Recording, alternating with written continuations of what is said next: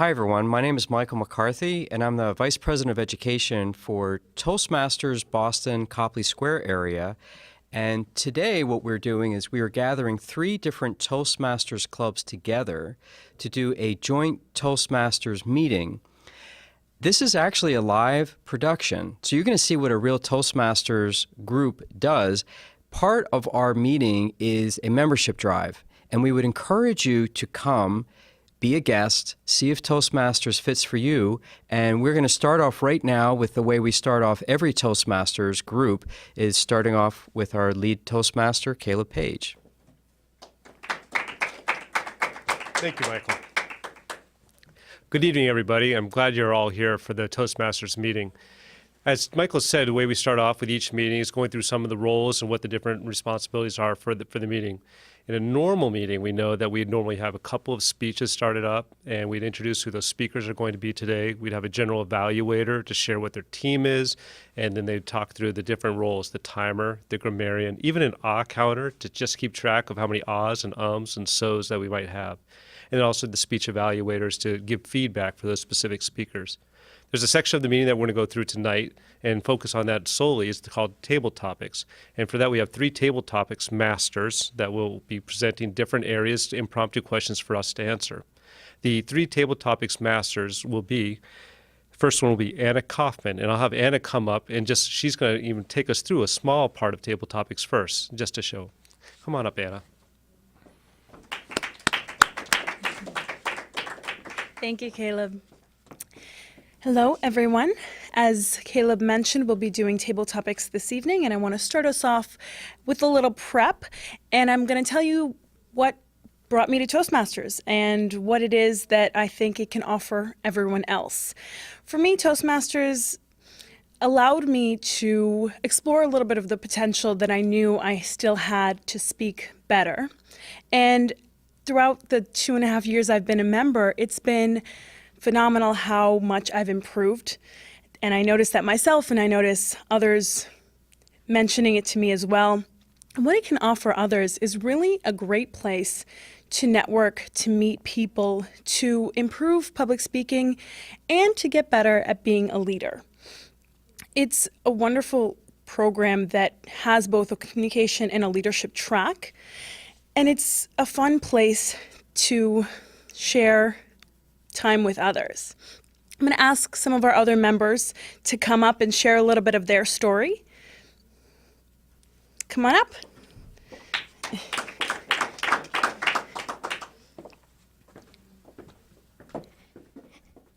Hi, everyone. I'm going to share a little bit about why I joined Toastmasters. This is my 3rd stint at a Toastmasters club. I first started out when I got my first job and was a fish out of water and felt very quiet and very reserved, and realized very quickly in the corporate world that I needed to be able to speak up confidently.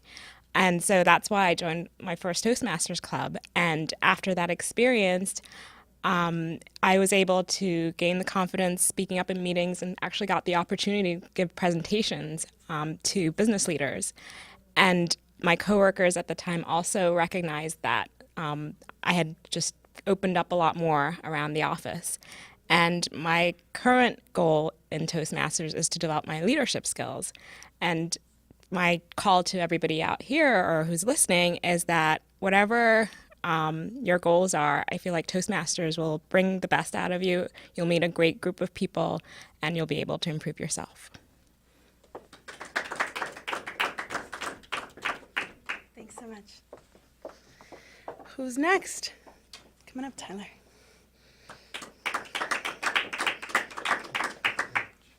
Thank you, everybody. My name's Tyler Keegan. I'm the Vice President of Membership at Copley Square Toastmasters. And I joined for a very similar reason. I have a voice, and I've always expressed that, and most people who know probably say I do it too often. But what I didn't have was the practice necessarily to hone my skill. I constantly am speaking in front of people, teaching and doing seminars where I'm in front of professionals or people just trying to get started in various stages of life. And I realized practice makes perfect, and there's no better place to grow than Toastmasters. As well, we're constantly trying to meet new people. And it's difficult being in a city. You're a small fish in a very, very large pond. And Toastmasters allows you to meet people where you all get along because you're working for the same goal and you're going through the same struggles. So you instantly have a connection that allows you to grow and develop these relationships that become real friendships over time. And it allows you then to hone your craft, become a better speaker. And ultimately, you get two things out of one day of a week during lunchtime. And it's absolutely been one of the best decisions I've made. Thank you. Thanks, Anna. We have a few more members in the audience who'd like to share next. Come on up, Michael. Thank you, Anna. Joining Toastmasters was actually my New Year's resolution. And I've only been in Toastmasters 10 months. For January of this year, I was flying to Florida to be with my parents for New Year's. And I was reading one of these self-help books and doing my annual assessment of how am I doing in the world and what do I need to change. And one of these self-help books asked me, what would you do with your career? What would it be? If you didn't have one, if your slate was blank, what would it be? And I thought, I would like to teach people. That's what I really like doing. However, I invent food products for a living, which is very far off from teaching people. Initially, I was disappointed about that. And I thought, I don't want to switch jobs just yet because I own the company that makes the food. So I don't want to just throw it away immediately. And I decided, why don't I make this a hobby? Why don't I join Toastmasters as a hobby and see how it goes? And the benefit of doing that is now that I'm a better public speaker from the help of the group that mentors me as well, is when I was at the Fancy Food Show in July of this year in New York City, a woman came up to me and said, we would like to interview you about food. And I'm a former Wall Street money manager, and she wanted someone who could speak about the fact that U.S. manufacturing prices had gone down, yet the food sector had gone up. And they wanted someone to explain it. And I said, I could explain it for you. She sent a car for me, and I ended up, without knowing until about 10 minutes before, that I was going to be on The Real Money Show with Ali Velshi on Al Jazeera America that was broadcast across 150 stations in every nation in the world. When I went into the studio, I was nervous, but I knew what to do. I said no ums, which I'm really proud of. I would have never been prepared for that had I not taken Toastmasters. By being a Toastmasters, and this is why I think everyone should come, is you know how to think quickly on your feet. When a situation comes and you need to make a decision calmly about how to represent yourself, this has really been invaluable for me. And as far as becoming a better leader, that wasn't my goal, but it has been a nice side effect. And I'm really pleased that for a little over $100 a year, one day a week, Tuesdays at noon, I go to Trinity Church in Copley Square. I meet new people who are all doing well and trying to do better. And it's really nice to be around a group of people who are trying to improve themselves and are all in a good state of mind and just trying to do better. And it encourages me. So I get a lot of inspiration, and I would encourage anyone to join it. I think we can all get benefits. Thank you. Thank you, Michael. I know there's some more members in the audience, and I know you're dying to tell us what it is about Toastmasters that you love. Thanks. Hi, I am Sauji Saki. I am the area governor for Area 52. I have been in Toastmaster for 3 years, and I have to tell you that I learned a lot. I grew up in and went to school in India, where they used to have the speech contests 3 to 4 times in a year. And I have been participating there for a long time. But there is a gap of 10 years. Then I realized that after I came here, I realized that there is a Toastmasters club where I can go and practice. I have to tell you, I started from scratch because I lost touch. Toastmasters is a great place where you can practice and hone your presentation skills and also leadership skills. The more I involve in Toastmasters, the more I know that there is a lot more to learn. And I encourage everyone to be a Toastmaster. It makes you a better speaker, better leader, and a better person as a whole. Thank you. I think we can ask one more member to come on up and share with us. Thank you. Hello, everyone. My name is Tim, and I've always been very shy growing up. However, I do have a dream of owning my own business in a few years. And I knew that having public speaking as a strong skill would just be very vital to make that dream happen for me. And this is why I joined the club. And just the people that I get to go to the club with are just amazing. And the skills that I've learned so far are just out of this world. And just the perspective that you get from just hearing so many people speak from their hearts, and just the words of encouragement that you get, and just seeing people that are really striving to better themselves every week just really inspires me as a person. And if you plan on enjoying yourself, there's so many great things you can get out of this. You're really going to just put yourself out of your comfort zone every week, and you're really just going to grow as a person and gain a lot of confidence. And that's why I'm really happy I joined, and I hope that you join as well. Thank you. Thank you so much, and hopefully that gives you a little peek into what it is that makes Toastmasters so special to each of us. I'm going to give it back to our Toastmaster for the day, Caleb. Thank you very much. Thanks, Anna. What was really interesting about that was that every person that responded to this question responded to impromptu. They hadn't thought about the answer beforehand, which was great because we got to hear off-the-cuff remarks, other than maybe Michael, because he sounded so smooth that I think most of us said he ought to be on commercials or something. And being able to speak on TV on AJAM, that's fantastic. I hadn't heard that story before, so that's a great story. Some of the things to think about is Toastmasters actually just passed its 90th anniversary.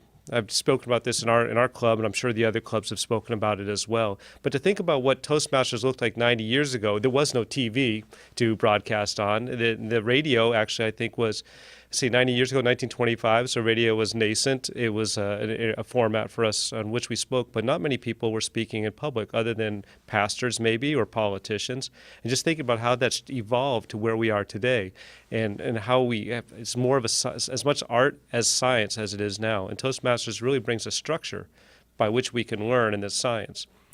As I said before, most meetings we're working through our speaking schedules with 10 different speeches as we work to challenge ourselves on anything from how do I use my vocal variety, or how do I use gestures, or how do I use facts and figures to present data, all the way down to just some of the more simple things about how do I just speak about myself in an ice-breaking speech. So anybody can try it at varying levels to challenge themselves. What we're going to see next, though, is a continuation of the challenge, and maybe the more humorous part of the hour, as we bring our first table topics master up to ask us a variety of questions of which none of us know what those questions are going to be, and we're going to test ourselves in giving responses. Those responses will range from 1.5 to 3 minutes.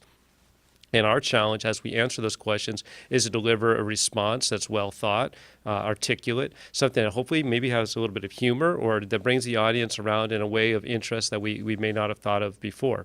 So with that, I'm going to introduce Saoji Sake. And if you'd also give an overview of your chapter, where you meet, and just how we might be able to find out a little bit more about yours. Thank you.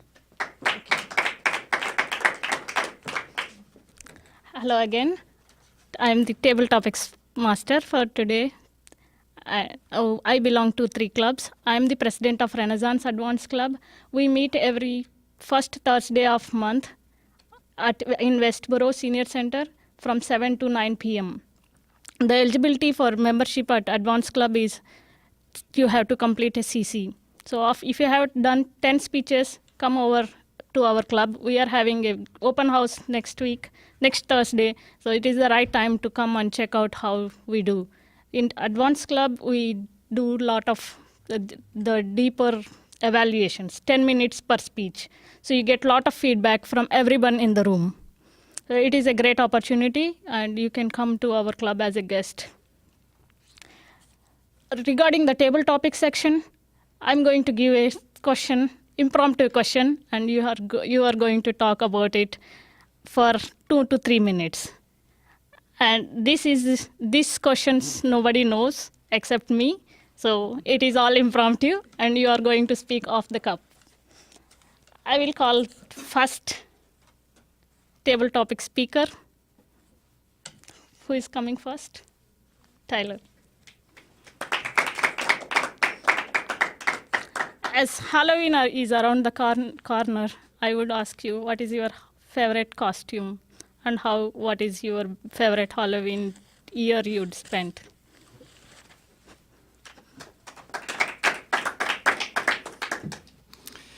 I love these seasonal questions. Halloween means a lot of different things to a lot of people, and the question was, what's my favorite outfit and what's one of my most memorable Halloweens? That is a very good question because I tend to not dress up that often. However, for those of you who know me, know I can't talk enough about my dogs. I have a big Newfoundland. He's about 160 pounds, and he's 1 year old. Followed with a Corgi. If we put him on this desk, he's this tall. Maybe his head's right here. He's 30 pounds. He's about 2 years old, so he's fully grown now. I dress my dogs up like you would not believe. I'm like Kim Kardashian with my dogs. This year, I've got Yogi the best Boston Bruins jersey that you could imagine. Because he will.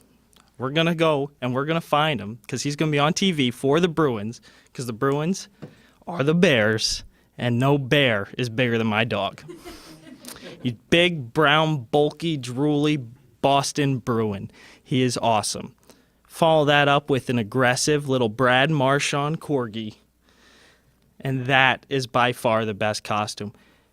Over time, Danielle and I, my spouse at home, we've been together for 8 years. We have a lot of different Halloween memories that I think the best ones are the ones that we share together. My favorite, if we want to look at the costume side of things, is one year we decided to go as doctor and nurse, which was really fun and cute. But it was even more appropriate because she's, as most of you know, training to become a vet. So at the time she was a nurse, and now she's still working for her doctorate. But it kind of fitted in with what we were doing, and at the time we were still in school. But by far my favorite costume is the one that I have my dogs in right now. Thank you very much. Thank you, Taylor. I too dress up my 2-year-old son, and I enjoy him watching him enjoying the costume. The next question is, as the holiday season is going to begin, the Thanksgiving and Christmas, what is your favorite vacation, or how do you like to spend your holidays?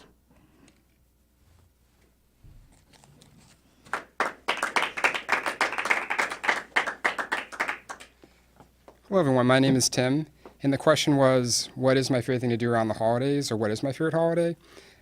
So for me, the holidays are always a very intimate setting. It's usually just my two parents, my two brothers, and my dad. He's an amazing cook, and he just makes dish after dish after dish, and it's all really good and yummy, and we just eat a lot, drink a lot, and really relax. And I'm a very hyper and super active person, and the holidays are one of the few times that I really just do nothing and just enjoy time with my family, watch a little football on TV for Thanksgiving, and just get to bond with those I love. So that's what I like to do on Thanksgiving. Thank you.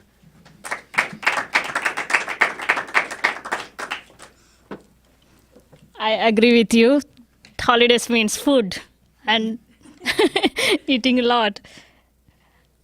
My next question is, how do you manage stress? Who wants? Thank you.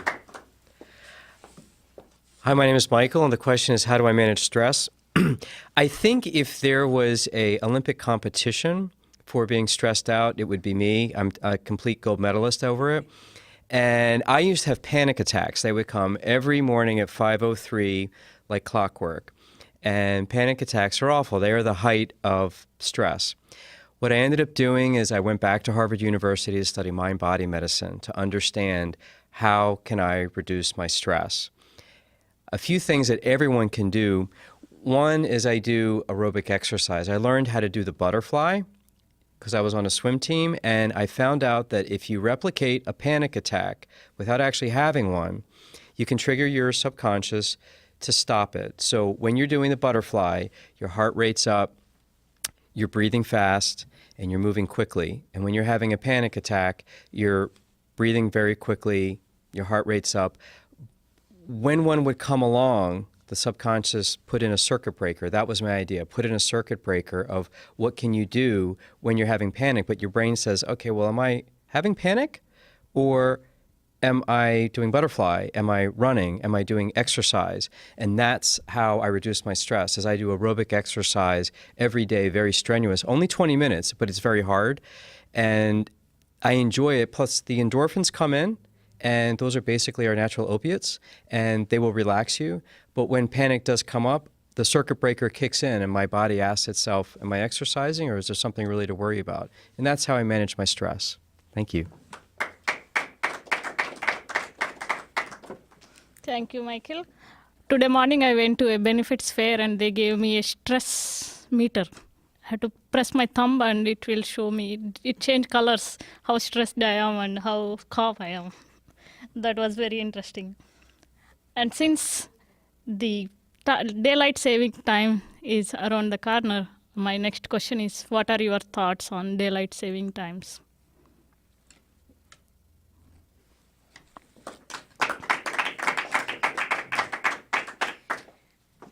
My name is Otuko. Good evening, everyone. Daylight savings time for me is very confusing because my body, for some reasons, putting the clock fall forward or spring backwards kind of throws me off the loop a little bit. And so ideally, I would like there not to be any daylight savings time. In the fall time, which is my favorite season, it's nice that the weather is getting a little colder. We put on our little sweaters, we put on a jacket, but it gets dark so early. So all you want to do is kind of hibernate and stay inside, and you don't get to enjoy it as much. And then in the spring, the clock slowly, moves backwards and we have longer days, which is great. But in the spring, we're not quite in this, summer season yet. But then in the summer, that's when daylight saving is probably the most beneficial because then we get to enjoy the warm weather and the longer days. But in the fall, I guess, is when I would say I wish there wasn't any daylight savings time.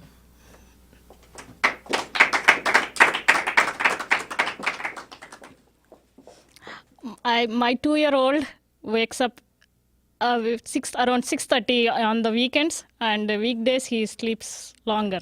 So I think he's going to wake up at 5:30 this weekend. I'm not sure. I hope he sleeps longer. My next question is, if you want to go back in time and tell your younger self an advice, what will it be? Any volunteers? Anna?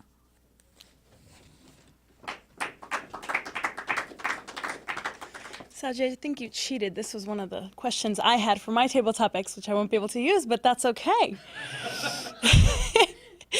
If I could go back in time and give myself some advice, I would tell myself not to be so shy.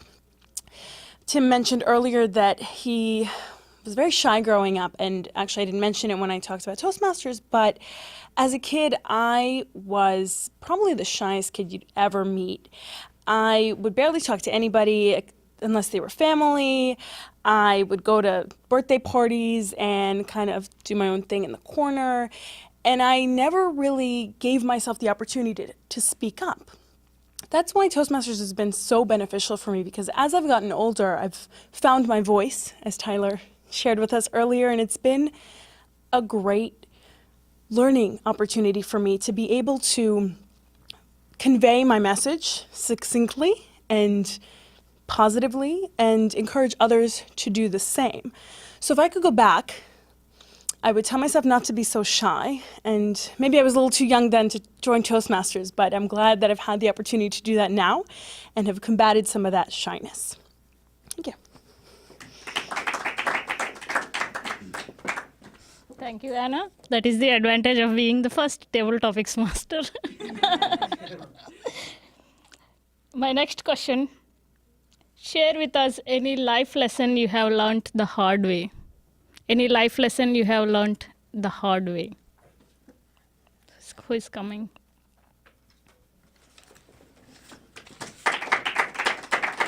Thank you, Saji. I could probably write a book on this with a few extra chapters. And for those of us in the Toastmasters group, we've been close enough that we've heard some of my chapters, lessons we've learned the hard way. The one that I tell frequently comes from having a business. And for those of us that have been in business, we all know that there's a period of time where you run out of cash. And it just happens at some point. You say, I've got to either change what I'm doing with business, or I've got to think about it a different way. I've got to change my outlook. I just have to figure it out. What had happened, though, is I had started my first business, and this was something I broke out of corporate. I had a lot of money invested in it, retirement savings, loans, all the things you go when you go large in that first project that you're really going to undertake and it's going to be successful. And that happened in, or August of 2005. By October, it was October 16th, 2006, to be clear, I was curled up on the couch. I didn't want to go outside. I didn't want to see anything. I didn't want to talk to anyone because I didn't know where we were going to go. I didn't know where the next dollar was going to come from. We'd gone through all the money that we'd put into that business. I didn't know how I was going to do payroll that following Wednesday. My wife, who sees me as an optimistic person, she said, what's gotten into you? This isn't you. This isn't the Caleb I know. However, at that moment, all my optimism had been drained out of me, and I just didn't know where else to move. Well, that day, I think the 16th was a Saturday. By the time the 17th came around, I figured out a way to get another chunk of change, and I had another bunch of cash, and I was back in business and ready to go again. But I'll never forget that was one of the hardest lessons I'd ever learned, was to really watch what I'm doing when I'm operating my own business. I'll hand it back to you. Thank you.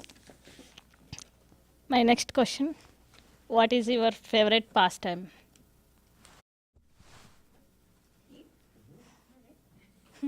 Easy question.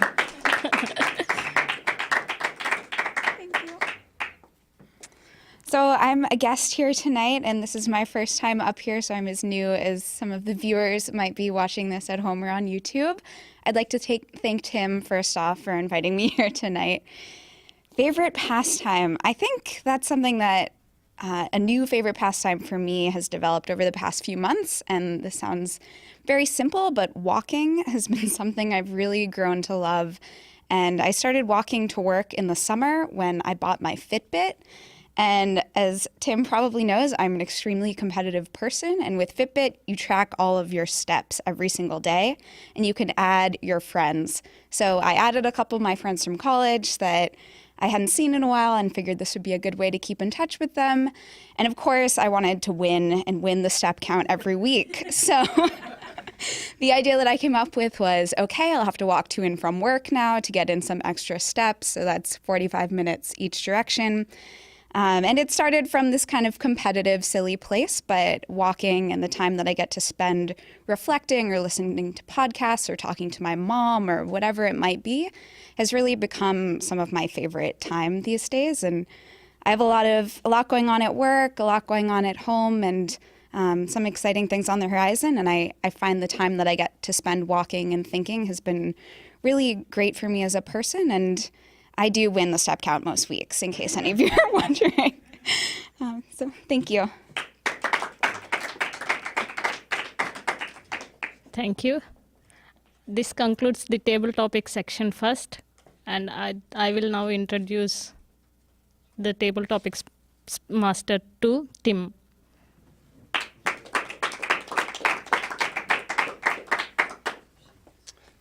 Hello, everyone. I'm very excited to ask all these questions I found on Google earlier today, so hopefully they're challenging enough for all of you. First question, are miracles possible? Who would like to go? Michael?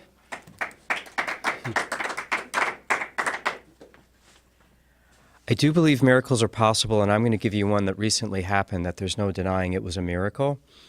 I believe miracles are things that outsiders think are normal. They're not the splitting of the seas or the sky falling. They look normal to outsiders, but to the person receiving the miracle, it's special. And I recognize them because I look for them. I had to fly to California a few days ago, late notice, and it was the first time in my life I got on an airplane and it was only a middle seat was available. Last seat on the plane, it was the next to the last row, cross country, and I thought, I'm just going to accept the fact that I'm grateful I'm flying, I'm grateful that I have a plane seat, and I'm grateful that I have this really great book that my best friend gave me for my birthday. It's a really good story I was excited about. I resolved to sit in that middle seat, The plane was packed. The person on the window seat didn't make the plane. The person behind the middle seat didn't make the plane. I took the window seat. I was now automatically in business class. I reclined the seat. There was no knee defender with some irate passengers banging on the back of my head. And the middle seat next to me was my little lounge armrest. And I thought, you never get the seat behind you or the seat next to you open ever. And to me, for $400 round trip to California, that was a miracle. Thank you. Well, I wish I had that type of luck. Last time I went to California, there was a fire at the fueling station, and I arrived about 5 hours later at 3 in the morning with no hotel. So that was a crazy experience. But maybe if I had your positivity, I would have made it through there, and I would have got a nice window seat too. So next question, do you believe in aliens? Who would like to speak about that? Do you believe in aliens? Tyler, come on up.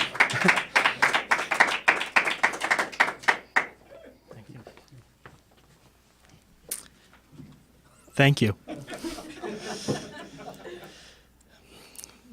Let's just start and take a broad look at things. There are more stars in the universe than there are grains of sand on Earth.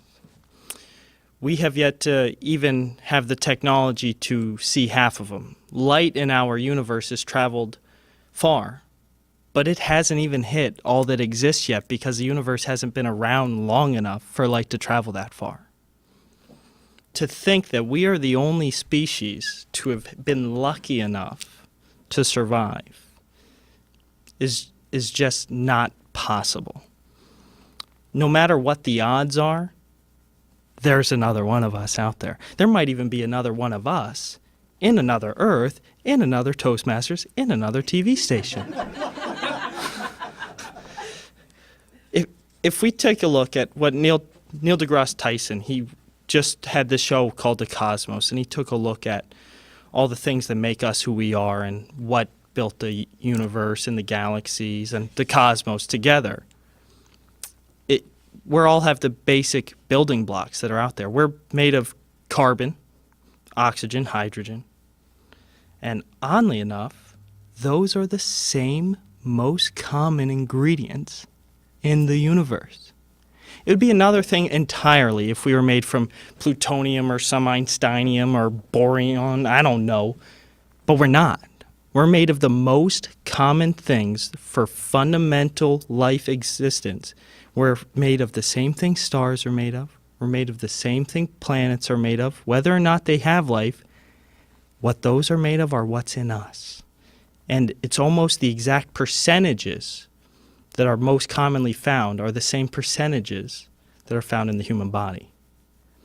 Now, with all of that pointing out there and endless amounts of odds, I am 100% certain we are not alone. Thank you.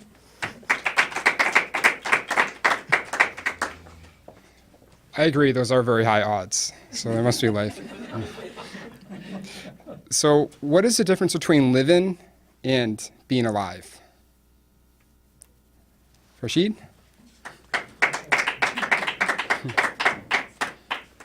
Thank you. Hello, my name is Farshid Varasti, and the question is, what is the difference between living and being alive? On a late night, I was switching channels, and I came across this talk show sort of thing. It was an older man giving a talk. And he said, and later on I realized the gentleman was Norman Vincent Peale, and he was giving an AA talk. And he said life is cut into two sections, divided between the hopeful and the hopeless. And I've decided always to be on the hopeful side, so being more optimistic, right, on a plane ride, for example. So what is the difference between being alive and living? Animals live, but I don't think they're alive like the way we are. They procreate, but they don't have creativity. They may plan ahead on storing food, but they don't plan ahead for next generations and build skyscrapers and write books and carry knowledge and intelligence and wisdom to the next generation.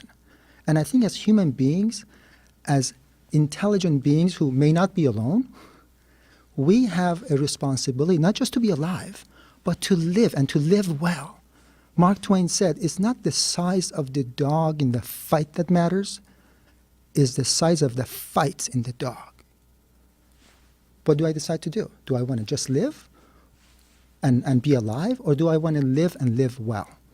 I hope we all do. I hope we all want to live really well.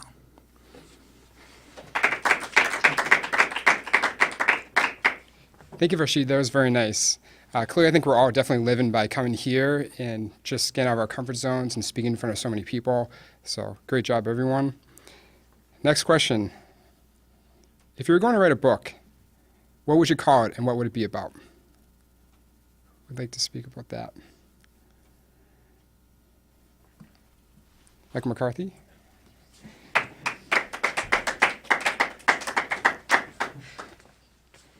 Thank you. I actually have a book in mind. I wasn't expecting this one, but the book is called My Deal with God. And about 6 years ago, I was retired. I retired 12 years ago from a money management firm I had started on Wall Street. And I was retired for about 5 years, and I really didn't like it. I got a nice little drug and alcohol problem out of it. And I remember waking up one day at my lake around 2 o'clock in the afternoon. That was the latest I could sleep in. And I remember saying, if tomorrow's like today, I don't want it. And that was the first time I thought, wow, that sounds like suicide. And it actually scared me because I want to live to be over 100. And I went outside and looked up at the sky and I said, God, I hate to be one of these schmucks that comes at you at the last second, but I've read every self-help book, I've taken every pill, I've gone through 24 different antidepressant prescriptions, and I'm done. I've tried everything. And I don't know what to do. And then this little idea came in my head, and I made a deal with God. And I said, if you teach me how to be happy again, I will teach other people. And it scared me because, you know, you make a deal like that, you can't exactly go back on it. And another thing clicked in my head, which was interesting. I thought I might enjoy that. So that was what inspired me to go back to Harvard. And the first class I took was positive psychology. And that's when I learned that you can learn how to be happy again. And I felt a little dumb that I had to relearn this again in my late 30s, but I did, and I enjoyed it. And there are things that you can do to become happier again. They don't make a lot of sense, especially when you're depressed, like volunteering. No one would ever think that that one really works, but that one works really fast. So if you're depressed, go to a soup kitchen. I won't tell you why, just try it. And in about 5 minutes, you'll be like, oh my God, I'm helping somebody and I'm not focused on my own problems. And guess what? You're no longer depressed. That's why volunteering works. So that is my book. And I'm keeping my promise by teaching other people how to be happy. And that's why I want to do more teaching and public speaking. And it helps me stay in a good frame of mind. So thanks for the loaded question. I appreciate it. Thank you, Michael. That was a great answer. And I feel like those are the types of answers that really inspire us in the audience. So thank you. For the next question, who in your life has influenced you the most, and how did they do it? Gotti, would you like to come up?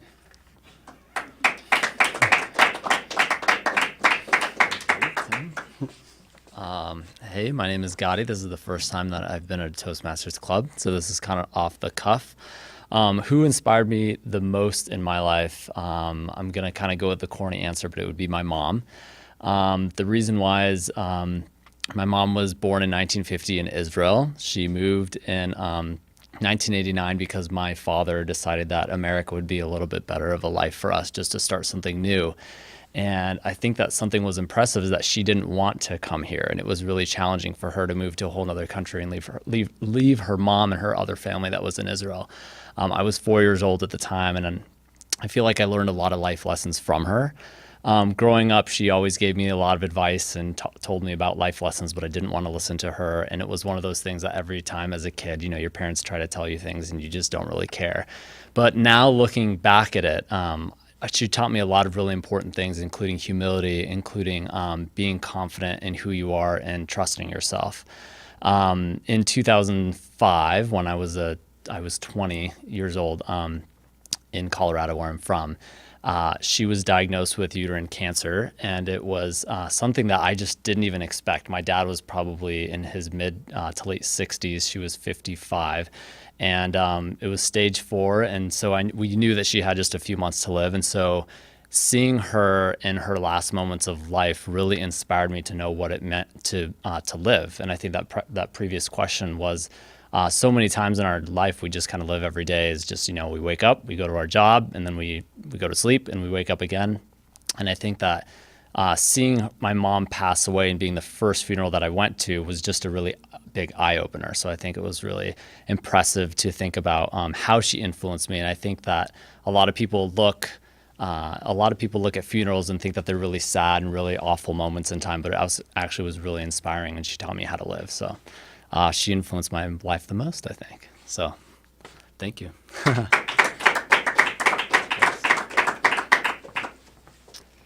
Thank you so much for being a guest and also sharing such a touching story with all of us. Really appreciate it. For the next question, if you could try out any job for a day, what job would it be? Tuco?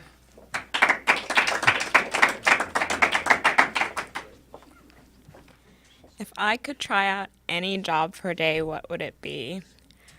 I have a secret passion for cooking. And as a kid, when I was about 4 or 5 years old in the kitchen, I would get on this little step stool and help my mom in the kitchen cook whatever she was cooking. And my mom's very creative. And I remember also whenever we had book fairs at school, I would gravitate to little cookbooks. And I'd try little recipes. And I was fortunate enough to have home ec as an option for me throughout my primary school and middle school years, and always enjoyed cooking and bringing those dishes home and sharing it with my family. And also, as I grew older, I've become sort of the person who's also in the know with food and with food for me cooking and sharing with my friends, but also going out to restaurants and eating and learning all that kind of stuff. And I've had this secret desire in my future to actually take cooking lessons and perfect the craft. Right now, it's sort of a hobby thought, but who knows, maybe in the future you might be tasting a little something from me.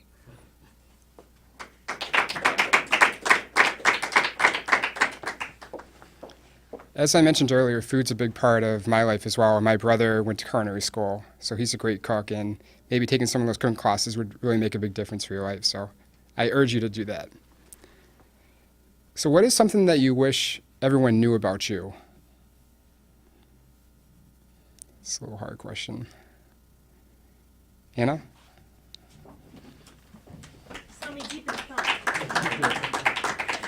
Thanks, Tim.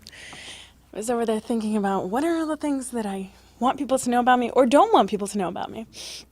I think what I would like people to know is that I speak several languages. And it's probably not apparent right when you see someone where they're from or what languages they speak. But I grew up bilingual, which helps me get more acquainted with learning languages, and I think it's always been kind of natural for me to develop those skills, and I've been fortunate enough that I've had the opportunity to do so. I grew up speaking Russian and English, and I started studying French at the age of 12, studied French and Spanish in high school, took Italian in college, took a semester of Arabic also, so a little bit of everything in there, and I've been fortunate enough that I've had the opportunity to practice those languages, English on a daily basis, Russian on a daily basis as well with my family, and French, Spanish, a little bit with friends here and there. I also lived in Italy for about 6 months and studied over there, so I got the chance to speak with native speakers, which is much more difficult than speaking in a classroom. If you've ever learned how to speak a language in a classroom, being there and talking to people is completely different. And it's always a surprise, I think, when people find out that I speak 5 languages. They kind of get off-put. They don't know which ones. They want to know how. They want to know the whole backstory. And it might just save a lot of that kind of fuss if they just knew right off the bat, this is what I speak. And it also tells a little bit of my story and where I've lived and how I grew up. I'll give it back to you, Mr. Table Topics Master. Wow, that's very impressive. I can barely learn English, and I've been taking Spanish my whole life, and I'm still not that proficient at it. So my last question, what was the strangest punishment that your parents ever gave you growing up? I hear Caleb laughing, so I think he has a great answer for this one. So Caleb, come on up. Actually, I don't have one, although I think my mother thinks my father should probably be punished for this. When I grew up, I was one of these people to grow up on a farm. My dad was doing his hippie thing. I was born in '69, so I was living off the land up in central New Hampshire. And the only thing we bought from the store were paper products. Everything else we grew in gardens, and we slaughtered our animals. And in fact, the houses we lived in were 200-year-old homes. He restored these homes. He was a carpenter. Yes, my father was a carpenter. And we'd be pulled apart these houses. We'd tear apart the flooring, the walls. There generally wasn't running water. And in the case of this one house, the Red House, we call it, up in Bradford, New Hampshire, I can remember very literally one winter where all the flooring was pulled up, so you had to bounce across the floor joist to get out to the kitchen, which was heated by a wood stove, by the way, no central heat. But to go to the bathroom, you went out the front door, and you had to head down the driveway to the garage where the outhouse was built in the back of this driveway. And I remember that seat was metal. And so you're sitting there holding yourself at the age of 5 years old up over this seat, just trying to do your thing, and then hustling back to the house. It was so cold in this house that our playroom with plastic Legos everywhere, I remember picking up a helicopter, and I can't remember what it's called right now on top. The propeller just snapped right off because it was so cold for the lack of heat out there. So I don't know if that's a strange punishment. However, my mother probably thinks it was an inhuman punishment, but I think my father thinks that was probably just a part of understanding the world and how some people grow up, and that was my strange and unusual punishment. And I'll give it back to you, Tim. Very strange and unusual. No wonder you were chuckling when I asked that question. So now that I'm done with my questions, it's time for Anna, our last Table Topics Master, to present some questions to all of us. So, further ado. I get the challenge of going last. A few of my questions were already asked, but no worries, I have lots more for everyone. As we heard earlier, this year marks the 90th anniversary of Toastmasters International. So I'd like to know, and for those of you listening and watching, think about your answer as well. What would you like to accomplish by age 90?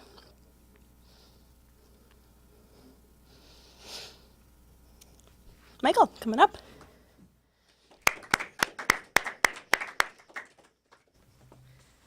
Thank you. My name is Michael, and what would I like to accomplish by age 90? It's really great that you asked me that question, because just yesterday I was in California, and I had the privilege of being at Jack Canfield's house for the last 5 days, and he's the third or fourth largest, most published author. He did the Chicken Soup for the Soul series, so the whole 4 or 5 days was all about stretching yourself. And I own a food business because I make food for brain function, and I believe food is medicine. And in 90 years, I want people to seriously consider that your grocery store is your pharmacy. When something ails you, you go to the grocery store for food. When you have arthritis, you go for spicy hot peppers because the capsaicin will reduce the inflammation. If you want to prevent osteoporosis, you don't take calcium tablets because they don't actually work. They will clog your arteries because you get calcification, which is hardening of the arteries.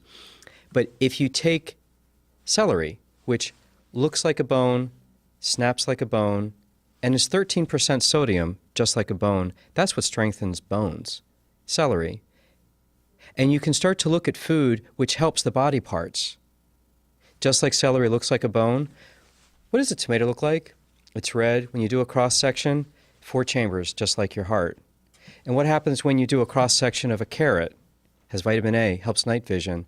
Cross-section of a carrot looks just like an eye. So I would like people to see food as medicine and that your grocery store is your pharmacy. That's what I would like to accomplish. Thank you. Thank you, Michael. Now we all need to stock up on celery, tomatoes, and carrots. All right, next question. Many well-known brands have slogans that are household phrases. Nike's Just Do It, Burger King's Have It Your Way, Dunkin' Donuts, America Runs on Dunkin'. Tell us your personal brand slogan and the story behind it. Thank you. What is my personal brand story? I can't say that I have one, but I just thought of it when you posed that question. And I would say it's just breathe. When people meet me or know me, they think I'm really mellow and really quiet, but they don't realize that there's a lot of things going on up in here. So it's something that I'm trying to learn to do before I get into certain situations, whether it's something new, like coming to Toastmasters, doing table topics, speaking in public, or before I make a decision in my life, is just to kind of step back and breathe. I've started meditating. I try to do that a couple of times a week, something that Michael mentioned to me before, and one of my friends actually encouraged me when I was going through a little bit of a personal stress situation. She's like, to clarify your mind, just kind of meditate and breathe. And I've realized that I think subconsciously it's really helping me kind of like calm down a little bit on my day-to-day, whether it's going into work and dealing with the stresses of work and the different personalities, or even traveling. I just came back from California as well, and just being on the plane. Usually I get a little more anxious when I'm on a flight and there's turbulence, but somehow I was able to sort of like just go about my merry way and read my book or work on a project. And I think that has really helped sort of calm me and subconsciously just kind of calm down. So I think my slogan would be just breathe, and I recommend it to everybody else. Thank you very much. So when you come to Toastmasters, you learn slogans like just breathe and a little bit about each of the people behind the Toastmaster. I won't ask my if you go back in time question because that's already been asked. If you knew some friends who were opening a new restaurant, Michael, you're not allowed to answer this. They've asked you to craft the menu because we know what would be on your menu. What would be on the menu? Sauji, come on up.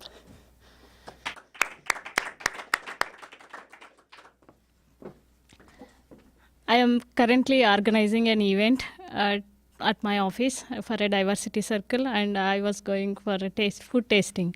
I went last week. I went for food tasting, and actually my husband cooks better than me. So he was telling oh, you don't know proper cooking. What you are going to taste the food and decide the menu? It is me who has to go. Then I was telling my husband that I usually tease him because he's a good cook, better than me. After we retire, we'll open a restaurant and I will sit in the counter and he will do the cooking in the kitchen. That is what I'm going to do with the menu. I will decide, let him decide, and I will just sit in the counter.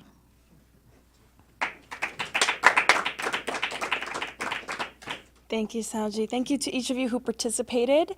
And I'm going to hand it back over to our Toastmaster for the evening, Caleb. Well, that was a fantastic evening. I very much enjoyed listening to everybody's response, and just some very clever responses, well thought. In fact, some of the best responses I've seen from many of the people who I've been around. Just very, very impressive, inspiring. I enjoyed watching that.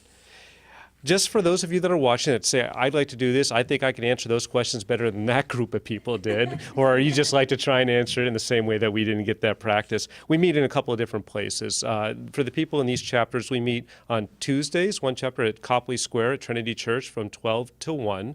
Another one, chapter meets from 12 to 1 on Thursdays, on the first and third Thursday at Sun Life in Wellesley.